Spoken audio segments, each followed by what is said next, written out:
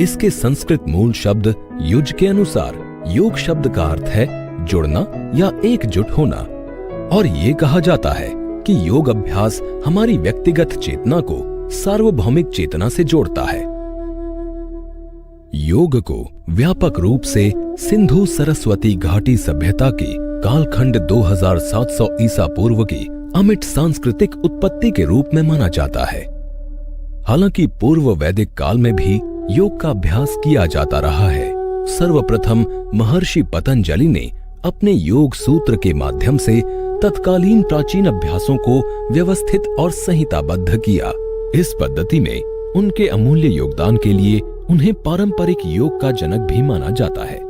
इसके बाद कई विद्वानों ने योग के संरक्षण और विकास में अपना योगदान दिया और अभ्यासों को लिखित रूप में संरक्षित कर समस्त विश्व में उनका प्रचार प्रसार किया।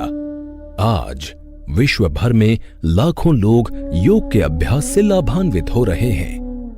हाल के वर्षों में हुए चिकित्सा संबंधी अनुसंधानों में नियमित योग अभ्यास के कई शारीरिक और मानसिक लाभ बताए गए हैं। योग विभिन्न स्तरों पर कार्य करता है, जैसे शरीर, ऊर्जा, मस्तिष्क और मनोभाव। इससे योग के 4 विस्तृत वर्गों की पहचान की गई है। ज्ञान योग, जिसमें मन का उपयोग किया जाता है। भक्ति योग, जिसमें भावनाओं का उपयोग किया जाता है। कर्म योग, जिसमें शरीर का उपयोग किया जाता है। और क्रिया योग, जिसमें ऊर्जा का उपयोग किया जाता है। योग की प्रत्येक प्रणाली जिसका हम अभ्यास करते हैं इन वर्गों के अंतर्गत आती है। योग के विभिन्न विद्वानों द्वारा इन्हें आगे भी वर्गीकृत और विकसित किया गया है, जो इस प्रकार हैं: ज्ञान योग, भक्ति योग, कर्म योग, पातंजल योग, हठ योग, कुंडलिनी योग, ध्यान योग, मंत्र योग, लय योग, राजयोग, जैन योग, बौद्ध योग आदि।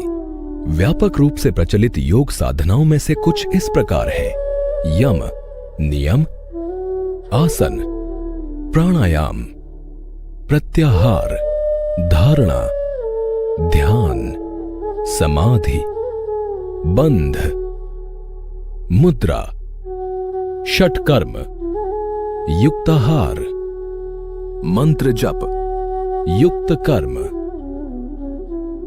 योग चिकित्सक को यौगिक प्रथाओं के मार्गदर्शक सिद्धांतों का पालन करना चाहिए।